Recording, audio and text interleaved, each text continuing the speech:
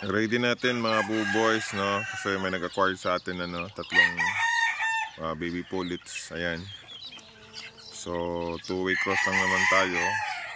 So, this one is a crosses from McLean Hatch and Golden Boy Sweepers. So, as you can see, isang markings lang sila mga buboys, no? Right nose. Yan ang ating marking ng crosses na yan. So, all goods na sila.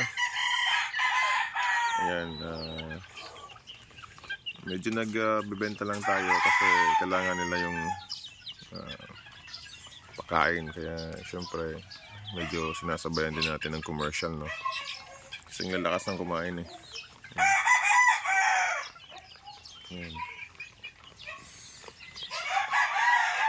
Lakas na lang kumain mga buboys. Saka ano nga pala, nagano din tayo ng dewormer. Ayan. Nagdi-deworm tayo ngayon. Sinasabay natin sa morning feeding. So yan ang ating ngayong mga chickens. This is going 3 months na mga buboys. Bilis lang din ng panahon. Bilis lang din maubos yung bahog. yung pakain. Good thing din mga buboys na maraming nag-ano sa atin, no? Patronage ng ating breeding. Ayan. So, konti-unti dinidispose natin yung mga ating pullets, baby pullets, para at least maka-focus tayo dito sa ating mga lalaki, mga males. Ayan. So, pangalawang beses natin nag-administer ng deworming mga buboys, no? Yan mga ka-chicken. Ang dalawang beses na to. So tingin ko better talaga na dapat isabay yung deworming kasi sayang lang din yung pagkain natin, no? Ang lakas kasing kumain. So better na dapat may deworming tayo para at least nakasiguro tayo na lahat ng nutrients, no, na kinakain nila ay talagang pumapasok sa katawan, hindi lang doon sa mga parasites. Yan. So naka-free range na sila mga buboys, no? Diyan naka-free range na sila.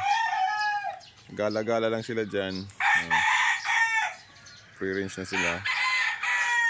So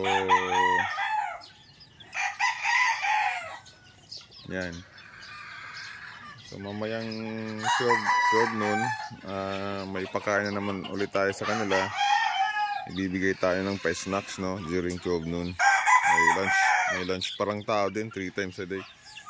Para mas kasi pag hindi sila nabibigyan ng pagkain during 12 noon, pagdating ng hapon talagang na sila, gutom na gutom, kaya kung saan-saan na nakakaabot. So at least may in between na pakain para at least ma-contain yung hunger strike nila mga buboys, no? So yan lang muna buboys, no, yung updates natin sa ating mga sisew, yung ating mga banded sisew. Okay, so thank you mga buboys.